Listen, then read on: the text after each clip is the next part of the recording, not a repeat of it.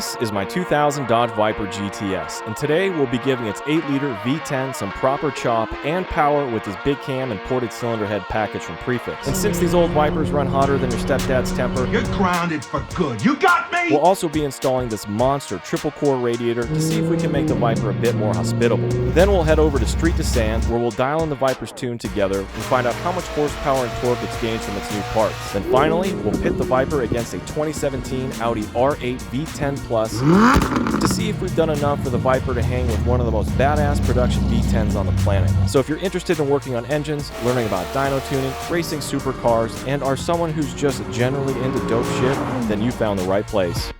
Now, if this Viper looks familiar to you, it's probably because you watched this video where we installed a full exhaust system and raced a GT350.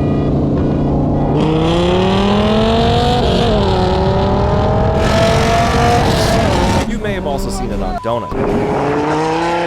Many of you said the Viper sounded like a BMW E60 M5, which kind of makes sense since both engines are 90-degree V10s with uneven firing intervals. You guys also said it sounded better before I removed the resonators, and I agree with that. So we'll also be installing a set of mild resonators to see if we can tone down the Viper's tromboniness a bit. The very first step in the teardown process is to actually remove the Viper's massive hood. It's only held in place by 4 nuts, but requires 3 to remove it. These hoods are more awkward than heavy, and they're super expensive to fix or replace, so moving it around like this is a little bit stressful. Next, we'll depressurize the fuel system by removing the fuel pump relay in the trunk and running the engine until it can't start anymore. Then we need to remove the rear driver's side wheel so we can gain access to the battery and disconnect the negative terminal. We'll raise the car to make this job a whole lot easier. I don't have a lift, so we'll just have to do it like everyone else. But hey, at least we're not outside. With the car raised, we can easily access and remove the plug on the radiator to let most of the coolant drain out. While the coolant drains, we can get to work removing the airbox and HVAC components. Then we'll take off the windshield wipers so we can remove the cowl that runs the length of the windshield. Now we can get to work removing the Lamborghini-inspired intake manifold. We start by disconnecting the throttle cable from the cam and releasing it from its bracket. And since this manifold has integrated fuel rails, we need to disconnect the fuel line that attaches to the rear of the manifold. Then all we have to do is remove its 20 bolts,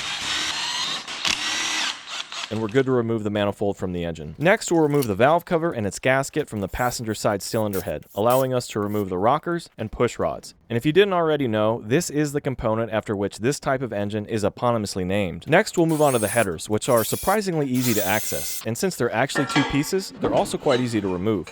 With the headers out of the way, we can remove the big boy cylinder head bolts and pull the head from the engine block. Then using a decently powerful magnet, we carefully pull out all the lifters, which all appear to be in pretty good condition. Next, we'll remove the alternator, the upper radiator hose, detach the power steering cooler, and remove the aluminum cross brace from the engine bay, which looks way easier on video than it actually is. With all our newfound elbow room, we can easily remove the top idler pulley, serpentine belt, lower radiator hose, water pump, and then the tensioner pulley, which definitely needs to be replaced. Next, we use a puller to force off the power steering pulley and remove the 3 bolts holding the pump to the cylinder head. Then we can quickly tear down the driver's side cylinder head and remove it from the block. As you can see, we've come a long way in just a few minutes, and there's only a couple steps left to get to the camshaft, one of which requires us to use this massive 3-foot-long 1-inch drive torque wrench and a 32mm socket. We'll be using this medieval tool to break loose the crankbolt. With the transmission in gear and the parking brake engaged, we hang onto the wrench with all of our weight until the bolt starts to rotate. Then after a few ratchets, we can just remove the bolt by hand. Now, removing the crank pulley is easy. We just remove the bolts holding it to the damper. But getting this old rusty damper off the crankshaft is going to require another puller. Once attached, we use an adjustable wrench and a little elbow grease to slowly work the damper off the crankshaft. And since this damper is unreasonably rusty, we're going to submerge it in some Evapo-Rust while we continue to work on the Viper. And I think you'll be surprised with what this stuff can do.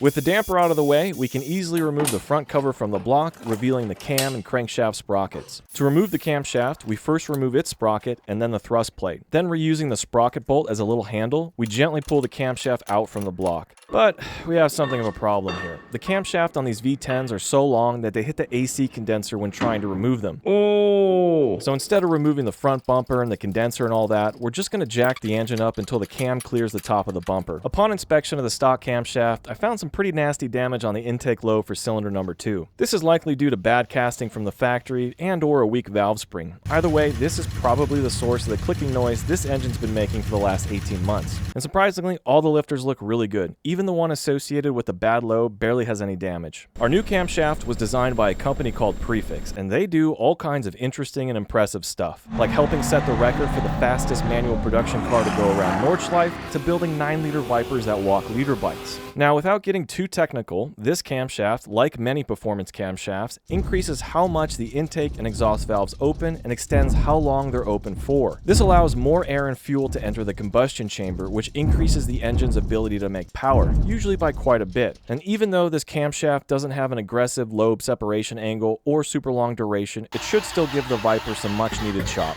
We generously douse our new camshaft with some 30-weight oil, then carefully insert it into the block. And we use a long 7/16 bolt for leverage to help align the camshaft's journals with the bore. Now, for the most part, we can just reverse all the steps we've done so far, but there is one critical additional step we can't afford to mess up. We have to time the engine by aligning the marks on the camshaft and crankshaft sprockets. Failing to do this properly would result in the pistons. We can double check our work by rotating the crankshaft twice, and if the marks realign, we're good to go. Then we can reinstall the front cover, reconnect the oil lines, and install a new oil filter. But now it's time to see how our old rusty damper's doing after being submerged in Evapo-Rust for a couple nights. So I think the result speaks for itself. I'm really impressed with how much better the damper looks, and we'll definitely be using more of this stuff in the future. We reinstall the damper by tightening the crank bolt with an adjustable wrench, then torquing it to a beefy 250 pound-foot. Next, we reattach the crank pulley, reinstall the water pump, drop in our sweet new 3-core radiator, and attach the cooling fan. We'll also be replacing the old radiator hoses with these fancy silicone ones from HKS. Now it's time to install our new heavy-duty lifters that have been soaking in fresh oil for the past few days. According to the tech manual, it's very important the lifters are installed with the oiling holes pointed upwards. Oh, and if you're wondering how I cleaned up the engine block surfaces so well, first I removed all the chunky gasket residue with a white roll-off wheel, which does leave a lot of scary-looking micro scratches. Then I polished the surfaces with some 2000 grit sandpaper, and this resulted in an extremely smooth, almost mirror-like surface. And finally, I measured the mating surfaces for straightness with a straight edge and a 1/1000th of an inch feeler gauge. These details are maybe a little bit boring, but they're pretty important as MLS gaskets require super smooth and straight surfaces to seal properly. Now we can place one of our freshly ported cylinder heads on the block and secure it in place by torquing the bolts to 90 pound-foot in a spiraling out sequence. We'll be replacing the stock push rods with these beefier ones from Prefix, and while they are much less resistant to bending, they're also heavier, which means we'll be giving up a little bit of power. Then we'll reinstall the power steering pump along with an upgraded billet aluminum pulley, reattach the upper idler pulley, and place a fresh serpentine belt. Drop in our new thermostat, reinstall the housing, reinstall the headers, and then it's pretty much all downhill from here. After adding some fresh engine oil, power steering fluid, and almost 4 gallons of coolant, it's finally time to start this thing up.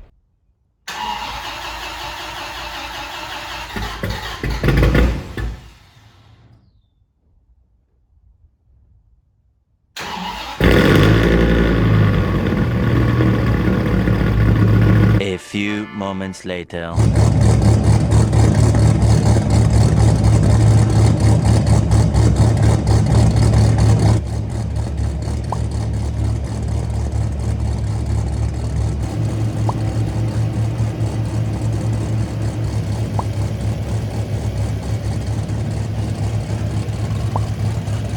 We're going to leave the hood and rocker panels off for now so we can easily check for exhaust and fluid leaks and just keep a close eye on the engine over the next few days. But now it's time to get this beast over to Street to Sand in Reno, Nevada to update the Viper's tune and find out how much power it can put down with its new parts. The owner of Street to Sand, Dustin, has literally tuned over 1,000 vehicles, from Camaros to Ferraris, all kinds of off-road toys, and both my Viper and Mustang more times than I can remember. His shop also builds badass hot rods, installs massive lift kits, and will even fulfill your personal dream of LS3 swapping your grandma's Buick Rainier. You don't owe me any explanation.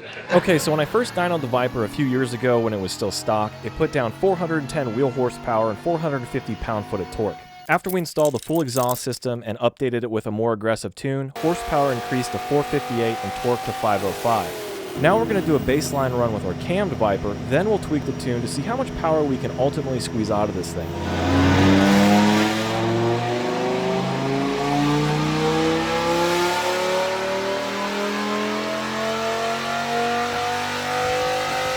On our baseline pool, we made 520 wheel horsepower and 560 pound-foot of torque. That's a gain of 62 horsepower and 55 torque over the Viper's previous setup, and a whopping 110 horsepower and 110 torque increase over stock. So not a bad baseline pool. But the Viper is running quite a bit leaner than we'd like, so the first change we're going to make is to increase fuel by 4% above 2,000 RPM. Our general approach to tuning is to first dial in the air-fuel ratios, and on a naturally aspirated engine that runs on pump gas like this one, that ratio is about 12.5 parts of air per part of fuel by mass. This 12.5 air-fuel ratio is a good target for maximizing horsepower while maintaining a rich enough mixture to avoid detonation. Our fuel increase led to a nice little bump of about 8 horsepower and 8 torque. And as you can see, the air-fuel ratios were much more on target this run. So now that we have the AFRs tightened up, we're going to add a couple degrees of timing. But what does that even mean? Changing an engine's timing adjusts when the spark plugs ignite the air-fuel mixture. Advancing timing means an earlier spark, while retarding timing means a later spark. Now, timing is measured in degrees of crankshaft rotation before top dead center. But all you need to understand is that advancing timing ignites the air-fuel mixture when the piston is at a lower point on the compression stroke. This allows more time for the combustion process to occur, which increases cylinder pressure and usually results in more energy being released. A rough analogy is like pushing someone on a swing. If you time your push just right, you'll transfer more energy than if you push too early or too late. So we'll add 2 degrees of timing above 4,000 RPM and see what happens. Our timing advance resulted in a negligible increase of about 1 horsepower and a small loss of peak torque, which was definitely not the expected outcome.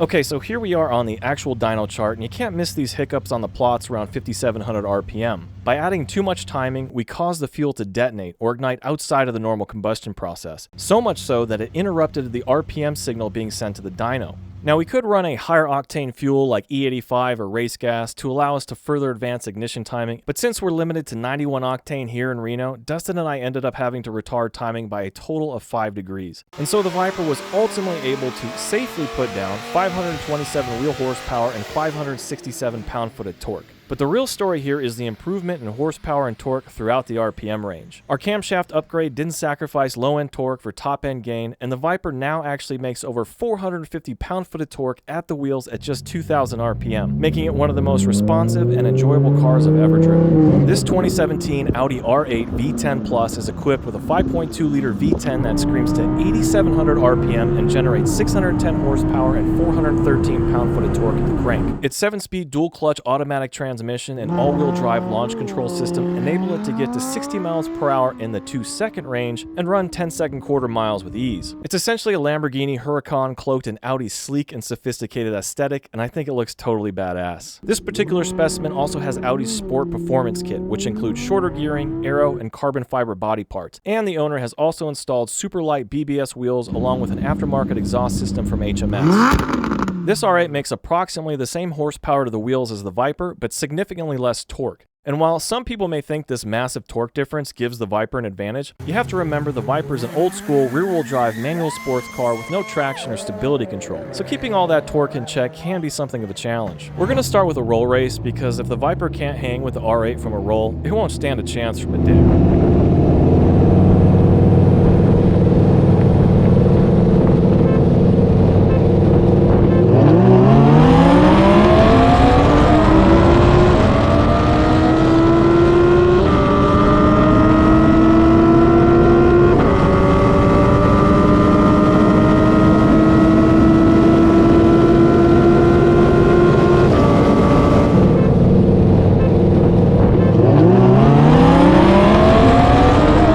Gets a strong start, but the R8's lightning quick transmission and shorter gearing starts to reel me back in, until I shift into fourth and the Viper just does its thing.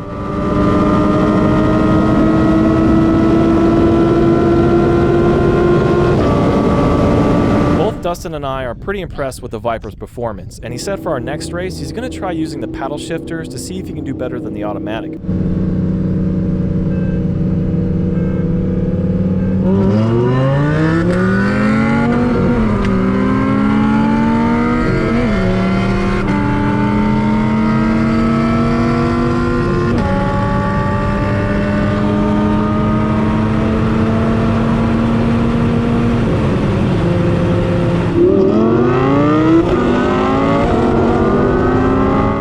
gets a way better start this time for sure, but the Viper's slowly able to claw its way back, probably mostly because of its lower drag coefficient. But now it's time to see what the Viper can do from a dig. And since the R8 is all-wheel drive and has an excellent launch control system, Dustin is going to give me a little handicap head start in that he's going to launch the moment he sees the Viper start to move.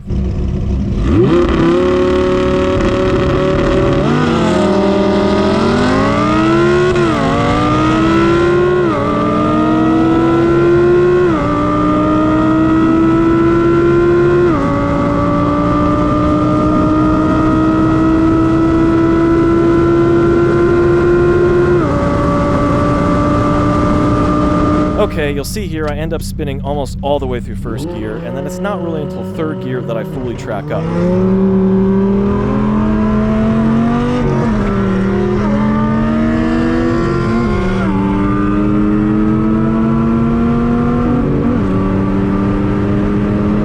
Here in fourth, I start to gain back some ground, but then I absolutely ham-fist fifth gear because honestly, I'm just not used to using fifth during a race.